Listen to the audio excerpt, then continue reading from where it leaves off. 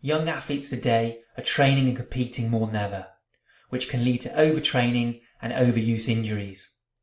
To help reduce the likelihood of injuries, Neeru and Lara have provided recommendations to prevent injuries in youth athletes, which was published in the Strength and Conditioning Journal. This presentation, brought to you by Talking Sports Science, is going to outline their 9 key steps to injury prevention in youth athletes. Before we begin, the terms youth and young athletes represent both children up to the approximate age of 11 years in girls and 13 years in boys, and adolescents, which for girls is typically between the ages of 12 to 18 years, and for boys between the ages of 14 and 18 years. Now let's review the 9 key steps.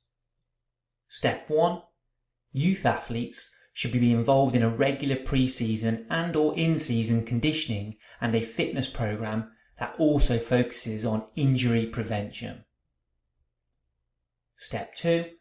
Young athletes should have at least 1 day off per week from practices, sport-specific training or conditioning and competitions for organised sports. Moving on to step 3. Young athletes should compete in only one sport during a season at a time, and should avoid competing on multiple teams of different sports that would involve more than 5 days per week of participation. For example, only doing high school swimming and not high school swimming plus club basketball in the same season. Step 4. Youth athletes should take at least 3 months off from competing in sports throughout the year. The time taken off does not necessarily have to be in a row. Step 5. Youth athletes should take at least 1 month off from competing in a sport after a season ends. For example, if swimming season ends at the end of January, youth athletes should take a month off before competing in baseball during the spring season. Moving on to step 6.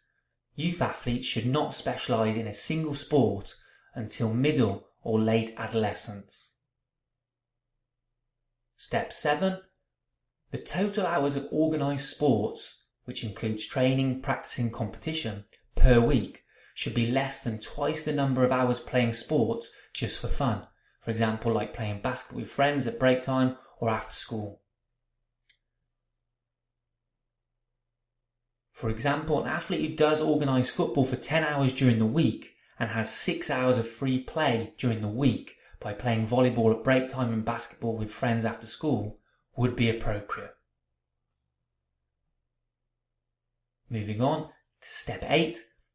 The total hours of organised sports, which includes training, practicing, competition, per week should be less or equal to a child's age in years. For example, a 12-year-old who participates in football for 10 hours of total training, practices and games during a typical week should not be more than 12 hours.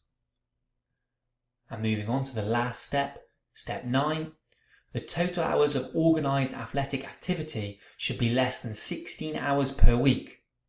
This includes all organised sports-related activities such as conditioning, training, practicing and competition. And that, folks, concludes the 9 steps to injury prevention in youth athletes. Thanks for listening. See you next time.